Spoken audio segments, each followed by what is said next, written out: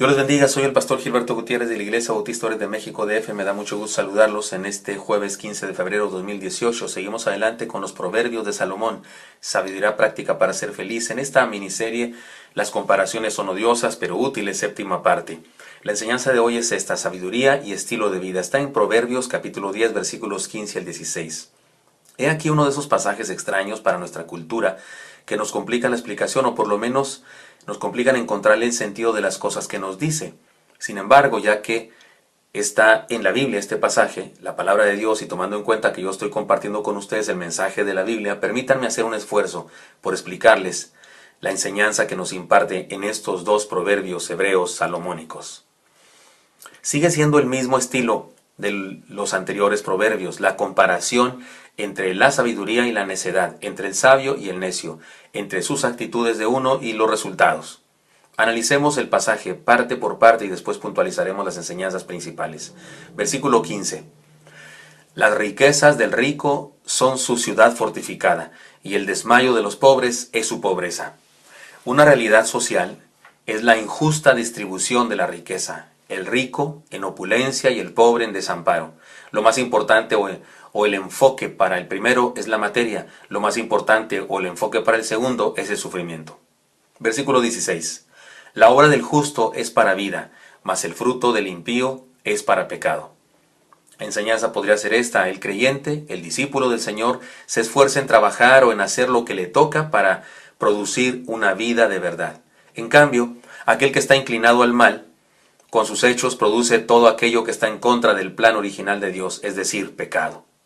Leamos de nuevo cada texto para reflexionar en las enseñanzas importantes que nos presenta. Primeramente, esta es la primera enseñanza: la sabiduría de confiar en algo más allá de lo material. Les leo una vez más el versículo 15. Las riquezas del rico son su ciudad fortificada, y el desmayo de los pobres es su pobreza. Lo que dice este proverbio es bastante sencillo, pero a la vez profundo. Todo mundo pone su mirada en lo que tiene. Podríamos parafrasearlo de la siguiente manera: el que tiene riquezas materiales confía en ellas y hace de ellas el tema de su vida. Solo de eso habla. El que solo tiene pobreza se dedica a sufrirla y no habla de otra cosa más que de eso. Y el asunto es lógico: el rico tiene razones para disfrutar y hasta para presumir, y le queda bien que lo haga. Y de la misma manera, el pobre hace bien en sufrir, no le queda otra cosa. Y si eso es lo que rige su vida, no tiene ningún otro tema del cual hablar. Sin embargo, el texto completo nos desafía a hacer algo más que enfocar nuestra vida en lo que nos rodea en forma inmediata.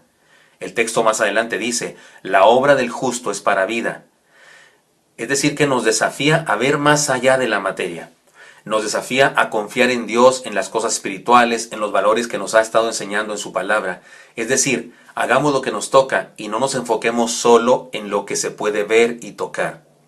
Algunos pretenden tomar este proverbio para hacer sus manifiestos comunistas o socialistoides, pero no tiene nada que ver con una demanda de justicia social o algo así. El texto nos presenta la tragedia universal de la humanidad. Porque en el fondo de todo, lo que nos dice este proverbio es que el rico y el pobre tienen el mismísimo problema. Uno confía en las riquezas que tiene, por eso las goza y presume, y el otro confía en las riquezas que no tiene, por eso las sufre y las añora. Ambos deberían cambiar su enfoque radicalmente. Por eso es que la palabra de Dios tiene un desafío para los dos. Para los ricos en bienes materiales, dice la palabra: a los ricos de este siglo manda que no sean altivos ni pongan la esperanza en las riquezas, las cuales son inciertas, sino en el Dios vivo que nos da todas las cosas en abundancia para que las disfrutemos. Que hagan bien, que sean ricos en buenas obras, dadivosos, generosos, atesorando para sí buen fundamento para lo porvenir, que echen mano de la vida eterna. Primera a Timoteo 6:17. Y a los pobres en bienes materiales les dice lo siguiente la palabra: hermanos míos, amados, oíd, ¿no ha escogido Dios a los pobres de este mundo para que sean ricos en fe y herederos del reino que ha prometido a los que le aman? Esto se encuentra en Santiago 2:5. Así que no se trata de orgullo y soberbia, sino de todo lo contrario. No se trata de conformismo, sino de la conciencia de una riqueza mayor que la materia, en los dos casos, sea que tengamos mucho o que tengamos poco. Porque recordemos que el problema es el enfoque. De hecho, se puede ser un pobre muy rico o un rico muy pobre. Déjeme lo explico con el siguiente ejemplo. Tuve un compañero de trabajo que tenía por costumbre manejarse como alguien muy pobre. Eso le aseguraba la simpatía de todos. Siempre que había que cooperar para alguna comida, fiesta o algo así, él quedaba exento porque todos suponíamos que no tenía manera de compartir y no faltaba alguien que dijera que él se hacía cargo de lo suyo. Sin embargo, por algunas razones que no tengo tiempo de explicar, su situación económica cambió muy favorablemente. Ahora tenía mejores posibilidades que la mayoría del grupo. Sin embargo, él mantuvo su actitud de pobre.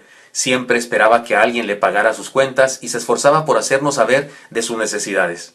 Podemos decir que, aunque Dios lo había bendecido, él seguía enfocándose en los bienes materiales, seguía enfocando su felicidad haciendo depender su felicidad de los bienes materiales.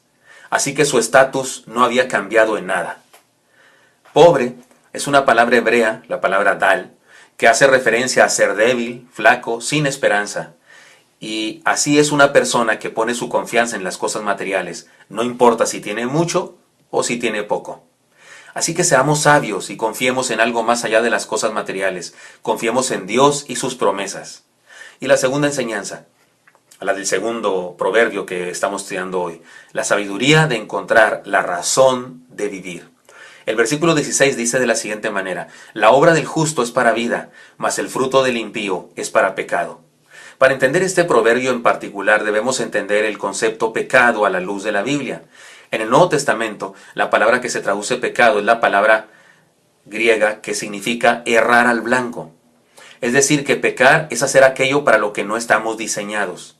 Es ir en contra de Dios y sus planes. Es vivir fallando al blanco por el que fuimos puestos en este mundo.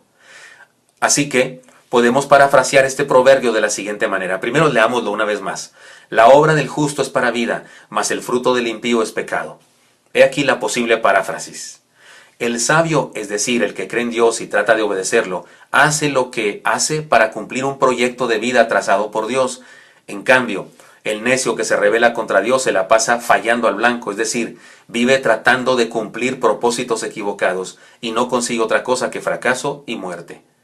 Así que una vez más, el sabio y el necio se distinguen por los resultados de sus actitudes y acciones en la vida. Es decir, que según el tipo de trabajo que realicemos, es la ganancia que obtenemos, según el estilo de vida que tenemos, es el resultado final de nuestra existencia.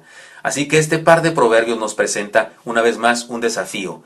Todo hombre debe decidir la clase de vida que debe o quiere tener. Y esta decisión influye en el resultado de toda su vida y de su vida aún después de la muerte. Así que hermanos y amigos, no erremos al blanco, vivamos de verdad. No erremos al blanco, vivamos para aquello para lo cual Dios nos creó. Dos enseñanzas entonces que tenemos ustedes y yo para vivir de la manera que Dios quiere. Primera enseñanza, la sabiduría de confiar en algo más allá de lo material. No todo es material, no, aquello que podemos ver y tocar no es todo en la vida. Confiemos en algo más allá de eso. Y la siguiente enseñanza en el siguiente proverbio, la sabiduría de encontrar la razón de vivir. Recuerden que hemos sido creados por Dios para cumplir una meta. Somos saetas de Dios, de su arco de Dios para llegar a una meta determinada. Pecar es fallar al blanco. No sigamos haciendo eso, no erremos al blanco y vamos de verdad. Espero que esto sea útil para usted y me encantaría encontrármelo el día de mañana. Hasta pronto.